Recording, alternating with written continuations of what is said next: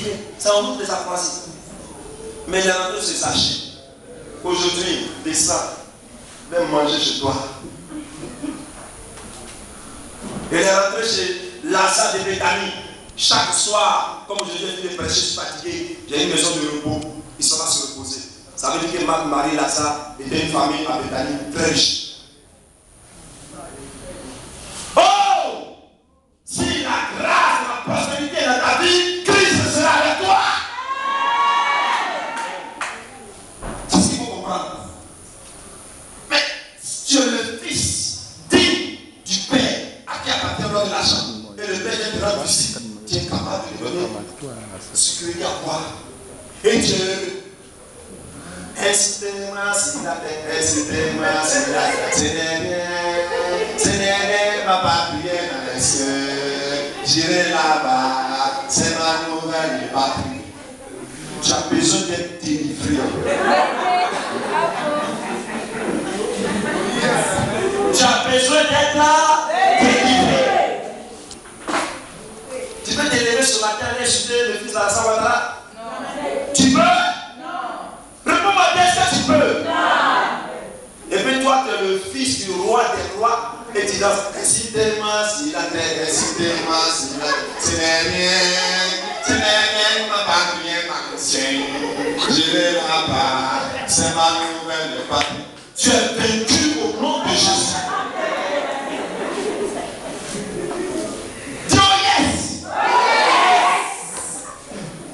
Et quand j'ai fini de dire ça, le missionnaire m'appelle à côté. Mais Jean-Baptiste, il tremble sur le côté. Il est devenu rouge. Mais ça, tu as dit quelle parole? C'est venu ceci. Parce que c'est le nom de mon Dieu. Il dit, mais je veux le voir. J'ai dit, va le voir. Je veux voir. Il dit, mais ce que tu viens de dire, mais c'est grave. Mais ça, c'est pas ça. L'église catholique ne parle pas de ça. C'est pas l'évangile. L'évangile n'a pas des catholiques, n'a pas des islamistes, n'a pas des pentecôtistes. L'évangile, c'est Jésus. Gloire à Dieu. Gloire à Dieu. Et c'est ce qu'il va me dire. C'est ça qui me révolte. Chaque fois que je prêche, il y a une possibilité de glisser ça dedans, je glisse. Il dit, il y a 80% de pauvres en Côte d'Ivoire. Ça, il ne m'a pas bien insulté. Il m'a révélé que la pauvreté est très élevée. 80%. Et il ajoute, ils resteront pauvres. Ça ne changera jamais. Amen. Dans la révélation. Dis je refuse. Parce qu'il parlait là, j'étais dedans. On n'a pas dit 1%, c'est 80. 80% de pauvres, c'est un blanc qui dit ça. Si c'était un noir, j'ai dit pauvre de lui. Il ne connaît rien. Mais si c'est un blanc qui dit ça, c'est qu'il a les chiffres scientifiquement reçus de peut-être l'ONU ou Banque mondiale. Il a les données là-haut. Il dit 80% des Ivoiriens sont pauvres. Ils resteront pauvres. Ça ne changera jamais. Ça ne changera jamais. C'est-à-dire qu'ils ont mis des systèmes de formation terribles pour que ça ne change pas. Mais ils sont plus que le royaume de Dieu. Le nom de Jésus est du nom. Le temps est favorable d'annoncer la puissance de Jésus-Christ de Nazareth. Mon ami, quand tu prêches l'évangile à ton tour d'aujourd'hui, prêche comme si demain matin tu vas mourir. Vérité. Prêche comme si quand tu fais le prêcher, tu vas mourir. Le Seigneur n'a pas dit, écoute-moi bien, allez dans ma maison et puis allez guérir les malades. Il dit non. Il dit, allez de par le monde entier, faites des disciples d'abord et puis après baptisez-les. Quand le temps est favorable, c'est ce que je viens de vous raconter qui montre que le temps est favorable. 80% de nos frères, de nos petits frères, de nos tontons, de nos tantis, de nos enfants qui connaissent sont pauvres. Et il dit, ça ne changera jamais.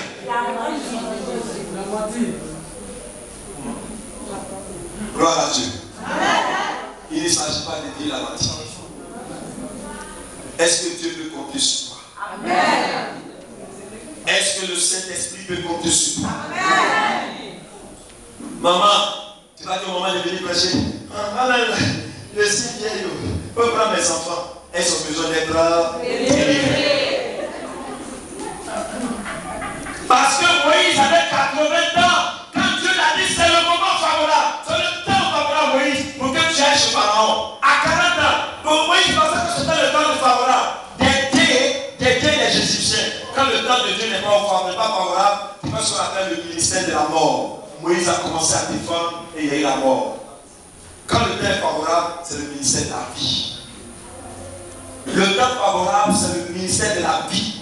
Quand le temps n'est pas favorable, c'est le ministère de la mort. Et Moïse a vécu les deux. Tu vas dire, papa, prêche l'évangile. Mais il ne peut pas prêcher l'évangile. Parce que quelques millions qu'il a dans son compte, il pense qu'il est heureux et il est arrivé. Il pense qu'il est béni. Il pense qu'il est prospère. Aujourd'hui, il faut lui prêcher l'évangile. Pour lui dire qu'il n'est pas prospère et qu'il est plus pauvre que toi qui n'as pas encore commencé. Parce que toi, tu n'as pas encore commencé. Mais quand tu parles de Jésus, il y a du monde autour de toi. Quand quelqu'un est béni, tout autour de lui est bénédiction. Tu es béni dans ta famille. Tes enfants, tes cousins sont pauvres. Tu es béni dans ta famille. Tes soeurs ne peuvent pas manger. Ce n'est pas une bénédiction. Parce que la bénédiction, c'est comme la pluie qui tombe. Quand elle tombe partout. Et tout ce qui est mort commence à pousser. Tout ce qui est mort ressuscite. Ça vous demande la pluie est une bénédiction. C'est ça la bénédiction. La vraie bénédiction. Tu es un cadre de ton village. Tu es capable d'apporter le réveil, le renouvellement, le modernisme, l'élévation de ton village. Tu es pauvre. Il faut qu'on les prêche ça dit qu'on va comprendre. Si tu ne peux rien apporter dans ton village, tu es pauvre. Dieu n'a pas besoin de toi. Dieu n'a pas besoin de toi. Parce que le pauvre ne peut rien apporter. Tu es pauvre en Christ. Tu es pauvre en parole. Tu es pauvre en argent. C'est toi-même tu es pauvre. Dieu n'a pas besoin de toi. Regarde la parole de Dieu. Dieu prend les meilleurs. L'apôtre Paul, il était intellectuel. L'apôtre Paul, il avait la puissance de l'autorité. L'apôtre Paul, il avait toute une armée avec lui. L'apôtre Paul, plutôt Saül, il avait tout ce monde-là. Qu'est-ce que le petit Jésus a pu apporter à Paul? Rien. Humainement, rien. Il est né dans mangeoire. Il va apporter quoi? Rien. Mais quand Paul prend son cheval et puis il court derrière là, c'est toute une armée. Mais c'est mal connaître Jésus de Nazareth. Le Dieu que nous adorons, la Bible dit c'est le Dieu qui surprend. Amen.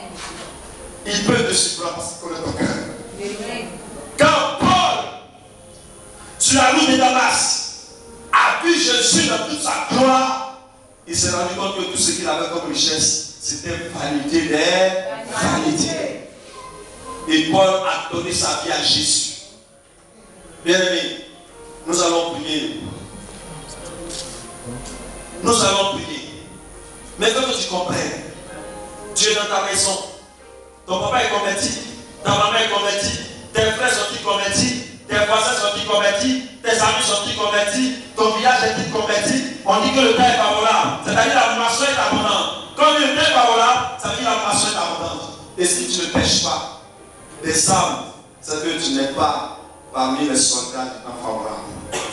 Ce soir, je veux prier le Seigneur qui me donne des sortes et des femmes du temps favorable.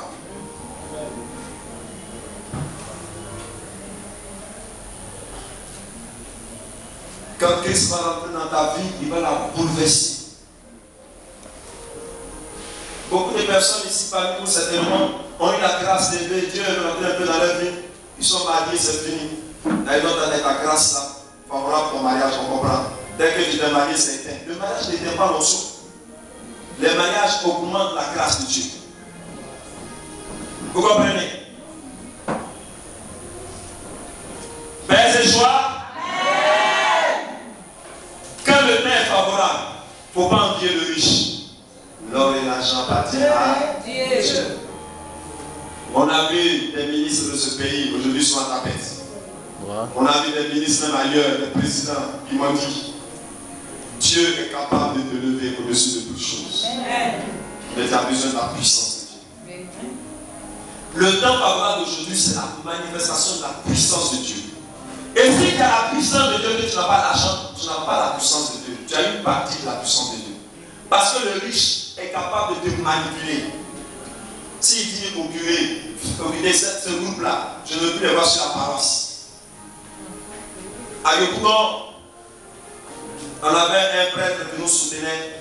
Je vais dire les noms, mais je vais dire ce qu'il est. Il nous soutenait, ça dit que Dieu était avec nous. En pleine année pastorale, c'est-à-dire comme à pareil moment, coup de fil d'un riche, on l'a muté. Coup de fil, on l'a affecté. Au moins, si on avait la parole, c'est bien. Il est devenu éducateur d'école. Et ça, après quelques années, quelques mois, il est devenu notre ennemi. Et aujourd'hui, quand je viens comme ça, il passe comme ça. Je le regarde. Le temps sera favorable bientôt. J'ai dit, viens prendre des millions. Faut partir. Alléluia. Amen. Si tu n'as pas les moyens de l'éloger, ce n'est pas la peine. Parce que quand Dieu donne une vision, il a provision de la vision. Nous devons lui demander la provision. Quand il va te révéler la vision, commence à prier pour l'approvisionnement. Bien aimé, si vous dites que le temps est favorable, vous ne pouvez pas venir battre sur votre paroisse. Aucun homme de Dieu ne peut vous arrêter. N'ayez pas peur parce que le temps est favorable. Bienvenue parce que je cherche les hommes et les femmes violents, remplis de l'onction du Saint-Esprit. Et qui ont les moyens financiers. Il ne faut pas se cacher les choses. Je disais un jour à mes frères, si nous avons les moyens, la porte s'ouvre jusqu'à Rome. Ça, c'est la vérité. La porte là, ça s'ouvre jusqu'à Rome. Parce qu'il y a l'onction de la prière et puis l'argent, c'est une onction. Amen. Il y a plusieurs onctions. J'ai fait peut-être un petit rappel de la prière. Il y a plusieurs onctions. Maintenant, il faut choisir la vraie onction. Il y en a qui allaient voir, je s'habille, matin, les jolies pommades, là, c'est ça. Pommade qu'on met sur la tête, c'est pas de l'huile. Ça, c'est l'onction de la peau. Pour rendre la peau jolie. Tu as mangé ce matin, tu es venu, ça c'est l'onction du ventre.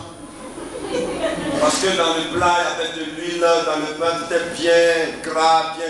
Ça c'est l'onction du ventre. Ça là, ça conduit à l'enfer. C'est vrai. Parce que quand tu es trop rassasié, le Saint-Esprit ne descend pas. Le Saint-Esprit ne descend pas toi sur quelqu'un qui est toujours rassasié. Parce qu'il pense que le monde là, c'est comme ça.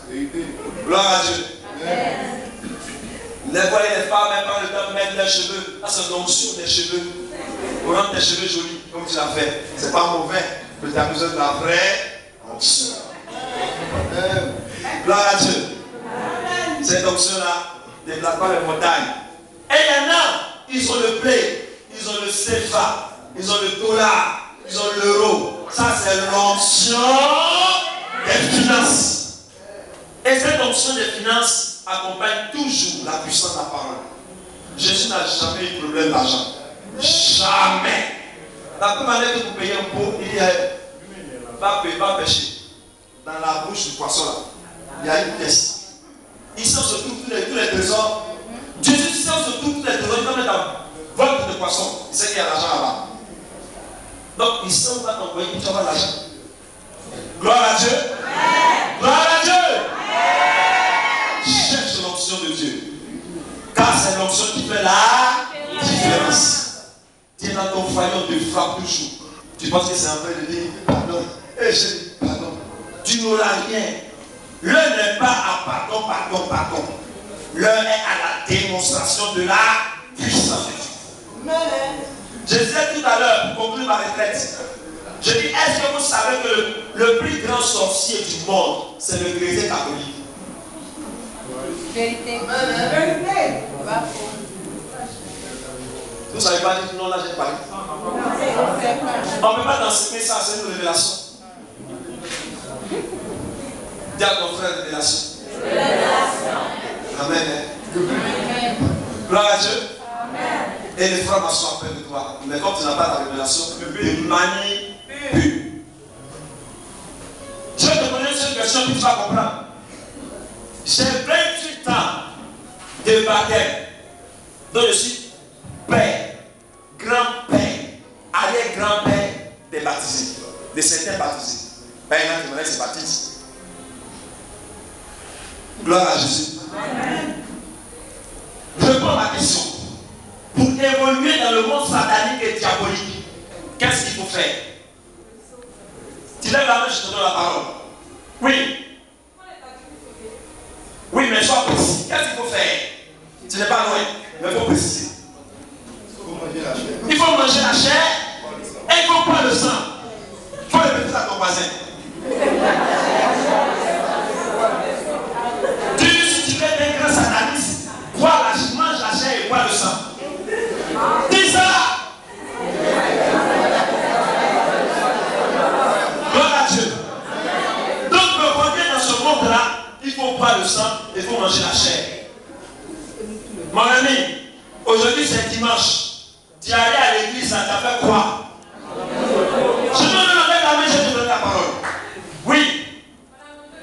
Non, parle-moi des vrais mots. Tu as mangé la chair de Jésus et tu as bu le sang de Jésus. En matière de sang et chair, il y a une différence. En matière de chair et sang et chair, il y a une différence. Donc je me suis rendu compte que ça fait 28 ans que je mange la chair de Jésus, que je bois le sang de Jésus. Je fais la même action que le sorcier. Et puis quand il rentre dans mon domaine, il me met en balotage.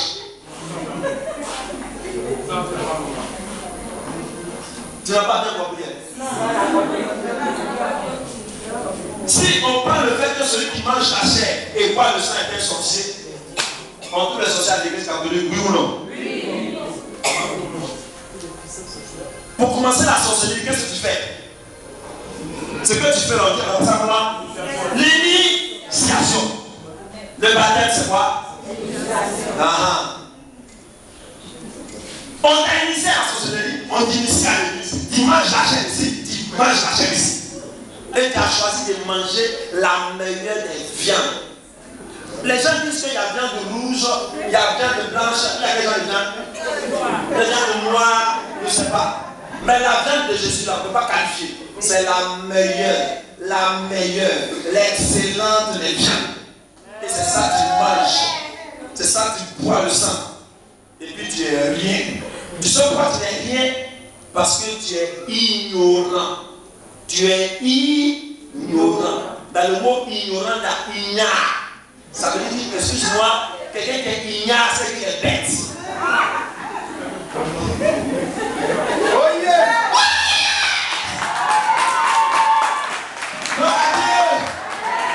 Le Seigneur dit, le Conseil quasi, mon peuple périt, faute de connaissance. C'est l'ignorance, c'est un démon d'ignorance. Satan ne veut pas que tu sois intelligent. Dis je refuse au nom de Jésus. Donc aujourd'hui, quand tu vas comprendre que tu bois le sang de Jésus, tu manges la chair de Jésus, le frère en soit peur de toi. Je dis, il a peur de toi.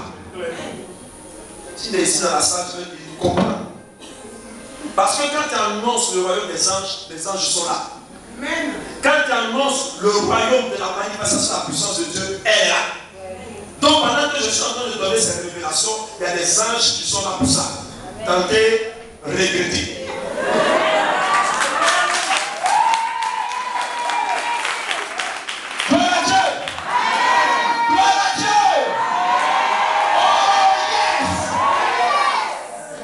Nous allons prier. Bien-aimés, il faut qu'on prie. L'heure n'est pas à pleurer. Les apôtres ont posé la question à Jésus. Comment devons-nous prier? Jésus, comment? C'est là que Jésus va leur donner la révélation. Quand vous priez, dites notre Père. Ça veut dire que quand tu as la puissance de l'évangile, tu as la révélation de la prière. Vous savez pourquoi les utilisateurs sont malins? Parce qu'ils savent prier de façon satanique pour obtenir quelque chose. Il est ici. Il veut se déplacer pour venir ici. C'est une prière qui fait vient là. La Bible dit que le diable, on l'appelle le falsificateur. Il n'a rien créé. Il fait de la photocopie. Or, l'original est différent de la photocopie. Quand même que ça soit scanné, c'est différent. Donc il regarde Jésus. Ça veut dire que nous aussi, il y a une manière de prier pour qu'on soit là. C'est ça qu'il faut chercher. Cherchez-vous, trouvez. Frappez-vous, ouvrira. Qui cherche, trouve. Et celui qui peut t'amener là-dedans, c'est le Saint-Esprit. Alors nous allons prier parce qu'il me reste 25 minutes, 20 minutes. Nous allons prier. Je veux que tu sois révolté au plus profond de toi.